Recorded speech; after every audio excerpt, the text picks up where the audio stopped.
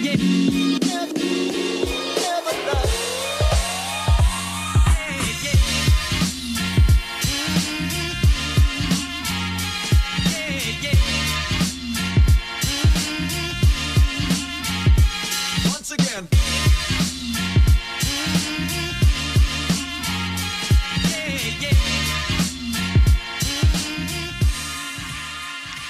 there, I'm Pia, and welcome to another episode of In My Own Words, brought to you by Common Sense and Ridiculous. In this episode, we are inviting local speakers to debate about current topics and issues relating to extremism that is affecting communities all around the UK, specifically around Manchester. Today's episode is called Just How Far is Too Far, and in this conversation, we explore when the line is crossed from having beliefs and extremist sentiments. I am really excited to be joined by Harriet Vickers. Hi, Harriet. How are you? Hi, I'm all right. How are you? I'm okay. I'm really excited to have you on today and to discuss extremism. I think it's a topic that not many people talk about a lot because it is very hard-hitting. But yeah, excited to get into it. I'll just let you introduce yourself to everyone really quickly. Just tell us what you do, where you're from, and yeah. Sure. Yeah. So I work for an organisation called the Tim Parry Jonathan Ball Peace Foundation. It was set up after an IRA attack, the Irish Republican Army attack in Warrington in 1993. And the parents of the two boys that died, Tim Parry and Jonathan Ball, essentially wanted to understand why such a thing would happen, what had led to it, and ultimately prevent it from ever happening again to anybody. And so they kind of did a trip of discovery, understanding obviously how all of this came about and some of the context, on the island of Ireland and the conflict that had been going on there for years.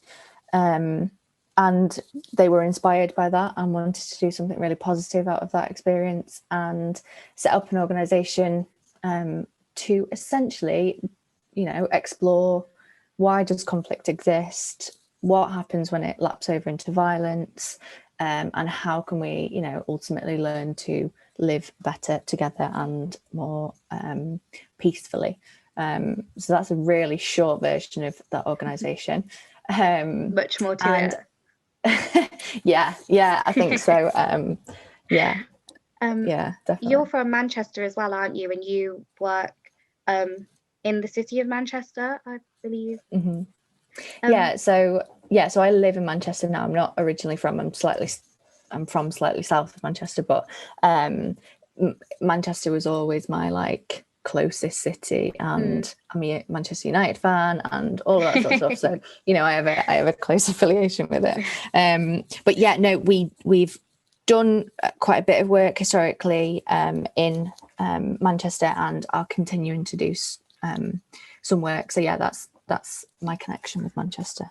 That's brilliant. But to get straight into it then, I think the first question of what we were looking at is, what does it really mean to be extreme?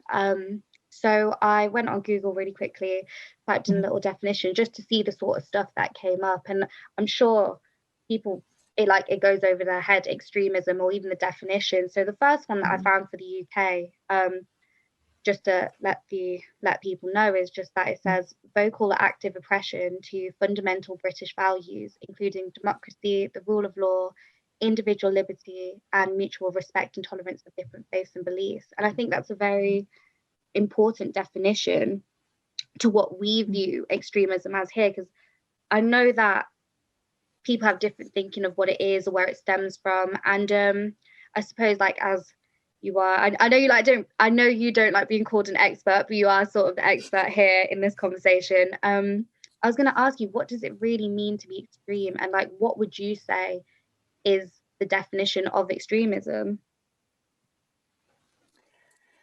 Yeah. Oh my word. Hard question. Yeah, it is. I think so. Being, in inverted commas, an expert has put me in so many conversations where there's this tension between needing to have a common language about how we speak about these sorts of things, and then this weird tension of going, but we can't define it too much, because then that just creates the problem. Like, it's cyclical, like it just keeps on creating the problems. If you say someone's an extremist, or, you know, define a certain belief or a value as extreme, I think it becomes really difficult. It almost puts it in a box, doesn't it? I think, like, that's one of the main things that we say in quite a lot of the episodes, that it's about fitting something into a nice fitting box to say, okay, this is extreme and this isn't, but there's so many grey areas. Yeah, totally. I've not got a clear answer in terms of, you know, in terms of either of those, like, kind of positions, but I generally think that I think there's a difference between being extreme and being an extremist. I think you can be extreme but not be an extremist, but I don't know whether I can quite articulate that what I mean by that.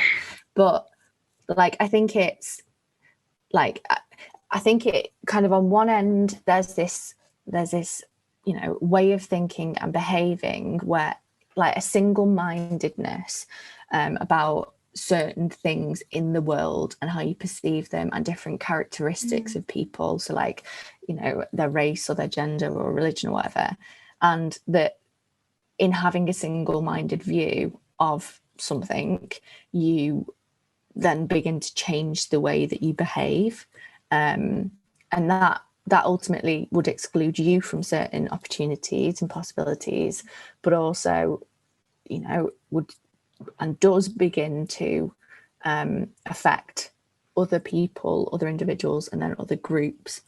So that's kind of my very general understanding of it, and actually how I approach it when we're doing, you know, when we're doing work, is that if you're doing something that is detrimental to you or others, it's never good. And actually, we really need to think about that, and, you know, look to change it, because it's not benefiting anybody. And I know that's a really fluffy answer, but that's often where you meet people.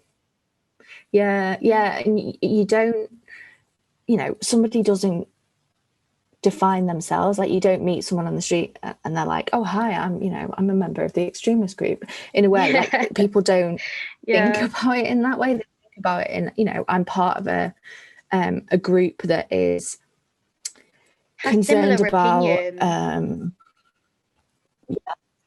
say that again, sorry, like, has similar opinions, I was going to say, as in, like, you don't think problematic thinking because you are in a group where you've been told this is the right way, or this is a good way to think about something, or this is, like, the righteous way, for example, or, you know, the most moral thing to do. And I think it does go back to what you said about everybody does have different thinking of things. That's just human beings in general. Like, it's psychology, we do. And we all hold problematic beliefs to someone else. That's the thing. No one's ever got a perfectly wholesome belief. I think it's acting on it, on an extreme belief, when that action, that's like the next step in when extremism is really born, almost. Yeah, exactly. Everyone's kind of understanding of the world is totally generated by how they have experienced the world, and, you know, everyone will, to a degree, hold a slightly problematic viewpoint on some aspect of life, but the word problematic, to me, I interpret it as there being a problem, therefore we have something to solve or to work through. So when do you sorry, I was just going to say, when do you think a belief or thought does become problematic, almost problematic to society, let's say, or, like you said, that there's a problem in the first place? When do you think that it becomes almost like a danger when you have a belief or thought? I think it's in that space where you begin to change your behaviour because of, you know, that you begin to that you change the side of the street because somebody in a young person in a in a hoodie is walking on the same side of it, and you have come to believe through your experience, and that's such a varied experience, that a young person in a hoodie means that that they're a danger or something like. Do you know what I mean? Like stereotypes. Yeah, completely. Or you had one bad experience with a person. Like, I have brown hair, and I had a crash. Therefore, all people with brown hair crash. Like that, the way that your thinking patterns start to change, and therefore it starts to dictate, the ways that you engage and the ways that you begin to behave with certain people. I think that's the space where it gets it begins to get dangerous or Problematic. Yeah, I think so. It's like you said with the categorization. If you start labeling people into different groups, and let's just say, like, a real threat of, in the media, we've had a lot of issues with, Asians and Muslims being labeled as terrorists just straight off the bat, just because of what they look like. And they may not show any, like, I don't know, any, signs of it whatsoever, but just alone on their looks, they've got a certain label. And I think it goes back to, it's funny because in the last episode that I did, we were talking about echo chambers. And it's funny because we spoke about that whole, when you're with a group that has similar thinking and similar thoughts, and then you start labeling everybody else as others, like they're not part of your little group whatsoever, and then that becomes dangerous. And I think it relates to this, where extremism is born, because you see everyone else almost like an opposition rather. And if one person in your group has had, like, let's say, a bad experience, that spreads to others, and then that's it, you're labeling one person in their community or their group of people as extreme, or as problematic, or even radical almost. Yeah. Well, yeah. The word radical is fascinating too, in that that in kind of current, not debates, but like the way that we interpret radical at this point in time, I think is very is almost synonymous with the process of radicalization. And I think you can have, or I don't want to get into there's good Specific radicalization, there's bad radicalization. You can be a good radical and a bad radical, or but like some of the, Manchester, we were talking about Manchester, that it prides itself on being a radical city because it led on social justice and gender rights and all sorts. So I don't want to say that there's good extremes and radicals and bad extremes and radicals, because that's the whole sticky situation. But there is, you're right, like you said, obviously I know you don't want to get into it, but it is true that there are good kinds of radical. Like, in a sense, there are situations where people have been extreme in their thinking, but it's led to protests that are good, and led to situations where the outcome has been, I don't know, benefited society almost. And I think it's like you said, we dance around the word, we automatically think extremism, radicalization, bad, but there are some, like you said, good situations where it has been birthed, like especially in Manchester, it's a very diverse city as well. And there's a lot of different people with a lot of different thoughts and opinions, and I think that is a good thing sometimes. I mean, all the time, but yeah, mostly it's good, and it only serves to add richness to people's experience. But there are certain communities and people that feel that the pace of change in diversity and everything is excluding them, and I don't think we can not pay attention to that, because we have to. Like, they are people that share our you know, our communities and society. But it's like, do you know what I mean? Like, there's huge fan of diversity. Like I said, it only adds to your experience, but sometimes there's a problem with that, and how people perceive and experience things, you know, dictates how they begin to behave and begin to think. And like, you can totally see how, well, sometimes you can understand how people get to the point where they become, and yeah. And that's one of the things I wanted to ask you about, actually. Like, why do you think people turn extremist? Because if you were to ask me straight off the bat, I'd say there's a number of reasons. I know, like, if I think about, I know that in my school we had a lot of talks about students who were trying to get to Syria because they turned extreme and they wanted to join, like, it was ISIS at the time. Wait, what was it before that?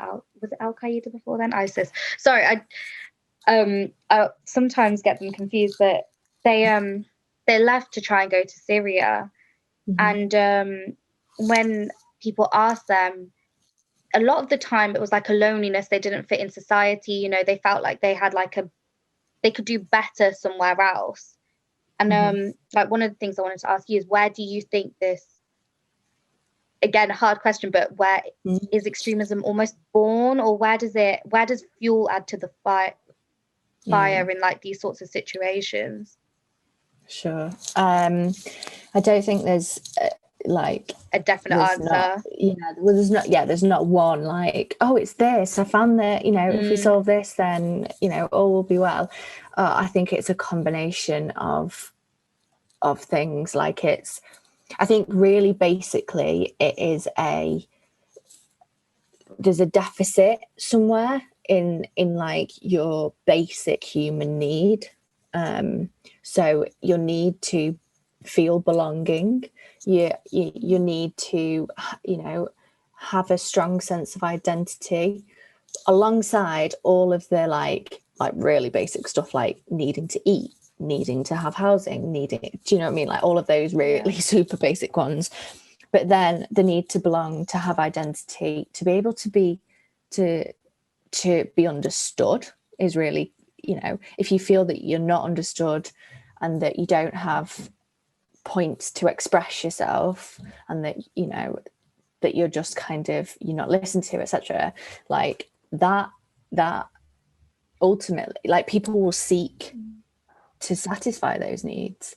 I think that's key, actually, that need of belonging. Like, we all, again, psychology wise, you know, we all, you know, we want a group to belong to. We want someone to understand us, and it's as key as, like, love. Basic needs as such as love. Like, we like other people to understand where we're coming from in a non-judgmental way. And I think a lot of, in my opinion, I might be wrong, but I might be misguided to say this, but in my opinion, a lot of what happens is because people are misunderstood in where they are coming from, and instead of just talking about their thoughts and someone being open-minded to tell them, actually, this isn't the correct way of thinking, you know, they keep them within them, find communities that have these same almost like radical thoughts, and then think, well, these are my people, because no one else has spoken to me about it. Or if they do, it's in a more harsher, stricter way. It's not an open conversation.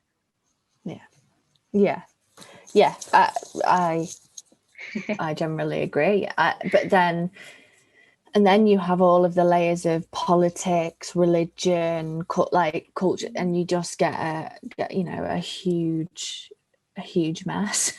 Quite frankly, like, there's not only the need to like I said, to help people find a sense of purpose, belonging, identity, etc., but it's also trying to, you know, solve some of the huge structural issues that do lead to, you know, people's sense of injustice and grievance.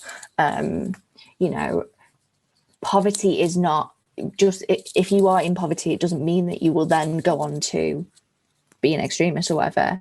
but there's certain conditions in which, you know, humans just can't exist and can't be happy. And when somebody comes along and says, well, you know, we've got this, we've got money, we'll feed you, we'll do this, you know, for you, you can see why it's appealing.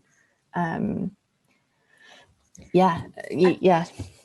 I think it's funny because just speaking about that, then what you said with being poor, I don't know why it made me think of it, but I've recently started watching Handmaid's Tale, and I think it's a brilliant show, by the way. Everybody should watch it, I think.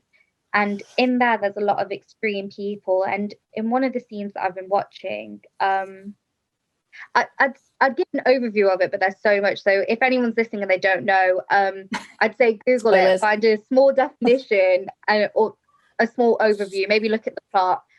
And there was this one scene where it sort of flipped back on the main character to say that her opinions and her thinking is extreme because she wanted to leave the country with her child and go to a safer space. And the people that wanted to keep her in the country that she was in, they were like, well, you're being extreme by taking my child away. But she was like, well, you've brought me to that point almost. So I see what my point being, that I see what you mean, that, you know, a poor person or, like, you know, someone that's homeless might not necessarily be extreme, but then given certain conditions, you know, there are cracks where they can fall through it because they are in those hard situations. And I totally understand what you mean by, you know, anyone can find themselves in those situations. I think that's the thing. Sometimes we think that, you know, oh no, we couldn't have these opinions or thoughts, this could never happen to us. But it's normal people who are having these, like, opinions, who are going to the lengths to cause danger to others or even themselves. You know, then they're normal. It can happen to anyone. And I think we often forget that. Yeah, I couldn't have said it better, really. Yeah, I think so. That it's normal people who commit untold atrocities, and I think that, you know, we have to think so hard as a whole kind of society to move past that and to transform it, because and I have no answers. I have no quick and fast answers, but everyone seems to want quick and fast answers. In your opinion, would you say, with all the work that you've been doing and what you've seen in Manchester and within your work, this isn't obviously a clear-cut answer at all, but do you have any sort of sense of how, as a community, as, you know, as a country, how we can get round this extremism and how we can help others identify what it is to be extreme, or when problematic beliefs can become dangerous? Like, is there anything that we can do to help others, and especially young people, in understanding, like, what is extremism, what is violence, what is problematic beliefs? Yes. Not clear cut at all. I was thinking that in my head. I was like, oh, I wonder where she's going to go, because it's such a it's always a complex answer with these things. But I suppose just in what you know and what you've seen. Yeah.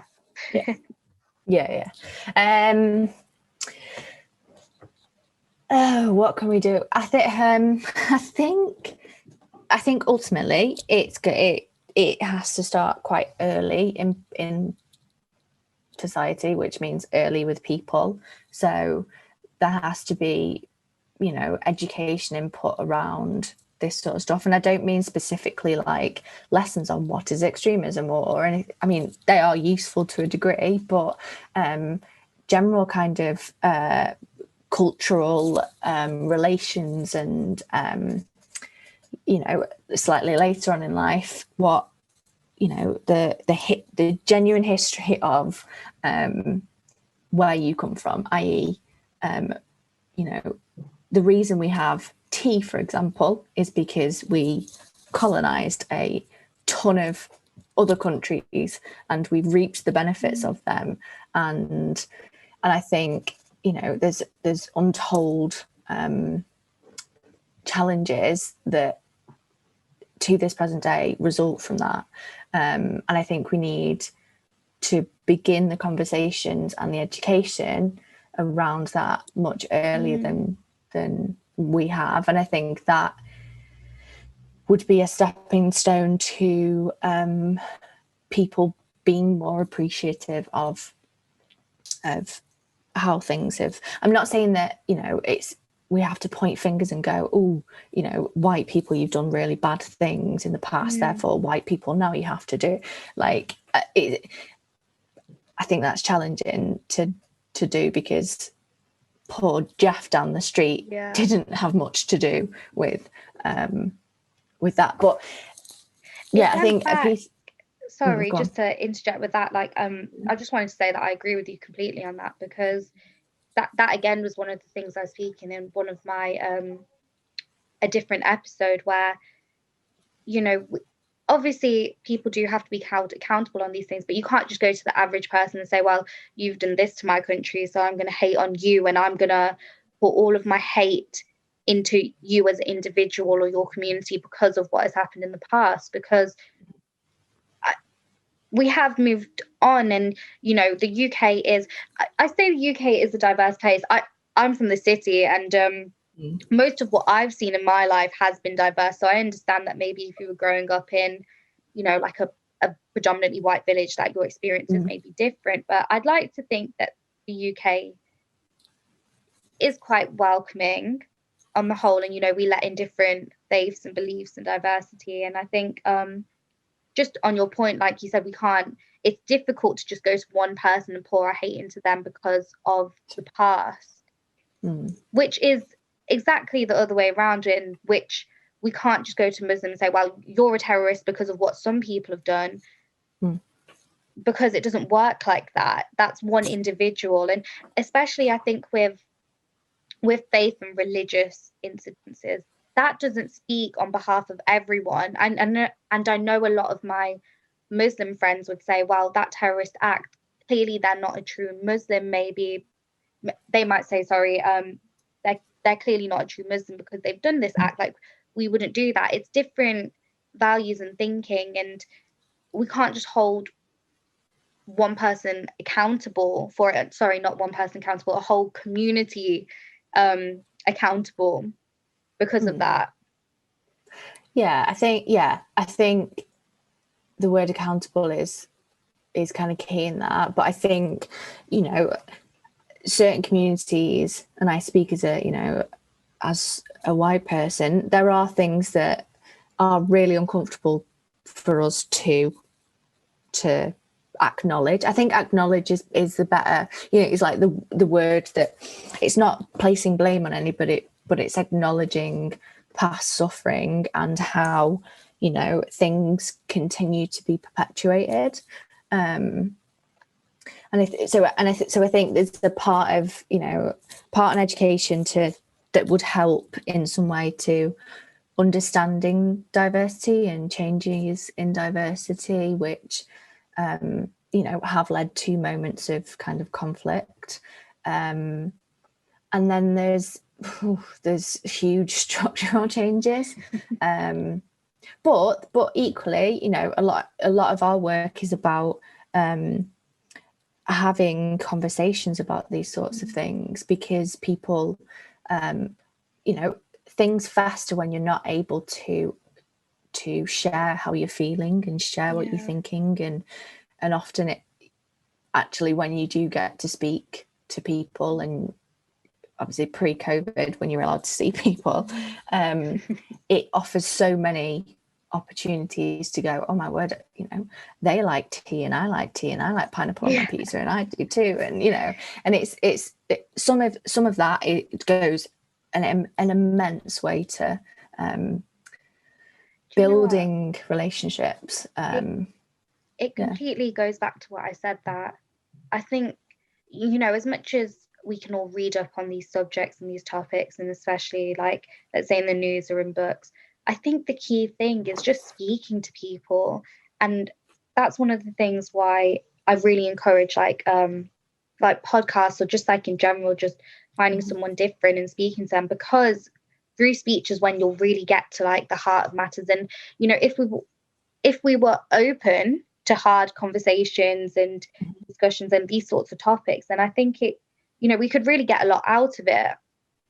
And like now, I hope that, you know, anyone listening to this, they think, oh, actually, that was a good point, or this is like a interesting way of thinking, or I agree with that, or even if you disagree with it, I think it's just about opening up that conversation to it. And I think I keep on saying I think just you're right in that sense of it's just almost like letting there be a chance to have this sort of space to discuss these like issues, really. Yeah. Sorry, just going back to your point that you said you would like to see structural changes. I know that we are nearly nearing the end of our session, but I just wanted to ask you in particular, what structural changes would you like to see on these issues? And you know, we have a lot of pressure on things like knife crime at the moment. We're still with you know, with radicalization and, you know, extremist thoughts in a lot of different cultures and areas. And just what structural changes would you personally, do you think you'd like to see, or have you thought about it? Yes. How long have you got? No, I'm joking. If you can fit into a minute a minute or two. I understand that it's a really big topic. Yeah, it's a whole manifesto now. No, I think more needs to go into education. I think we need to pay greater attention to that, because and I don't mean like on exam results or anything like that, but kind of making education as accessible to everybody as possible, and people getting the same experiences and opportunities through that. I think there's, I don't know whether you'd call this structural, but I think there's certain foreign policy points that we've made a misstep on politically, that have had huge ramifications, for communities here and around the world, obviously. But so change it. Oh gosh, what else? There's got to be something on wealth equality as well. I think, because like I said, poverty is not a determinant of you being an extremist in any way, shape or form, but we have to address some of these really basic things, like people being able to afford to eat, and people being able to afford a prescription or something like that. Like these are just such basic things that we're really struggling with in this country, I think, at the moment. And I know it's exacerbated by the pandemic, but it existed before it. I know there's been quite a controversy about UNICEF basically starting to do program work and deliver food packages in the UK. And traditionally, UNICEF is an organisation that works in conflict affected countries or transitioning countries or something like that. Internationally.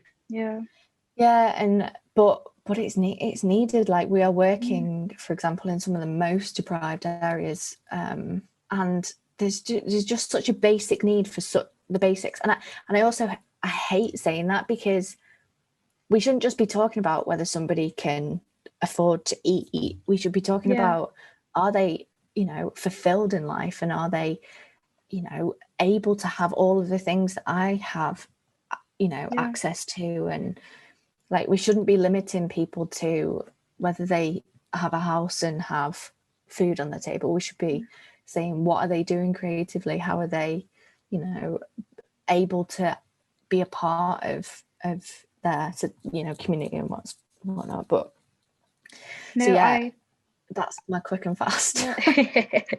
No, I was going to say I 100% agree with you, especially with the wealth thing. And I think we almost forget, like, we are considered by others to be a very wealthy Western country, and to see, I think it almost does hit you when you do see like or hear about people that are struggling to put food on the table in this country, or struggling to afford rent and things like that. But I'd go into it more, but we're running out of time a little bit.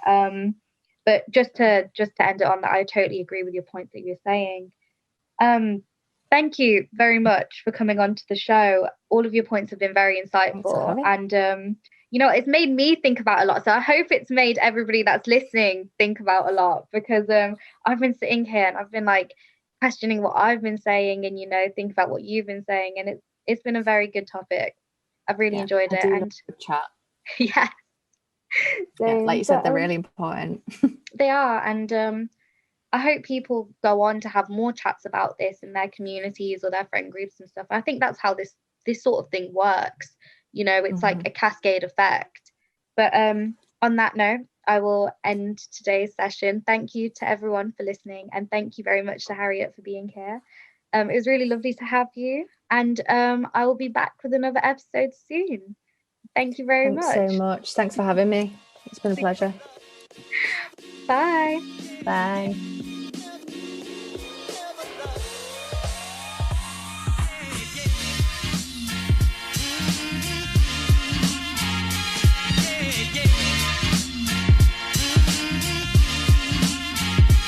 Once again.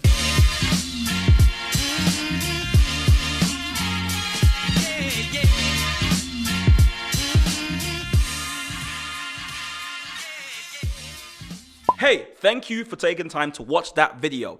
Here at the Common Sense Network, we thrive on exposing you to different ideas. If you're someone who likes ideas, you like learning new things, hit the subscribe button now and turn on notifications so you're first to hear when we have a new video out.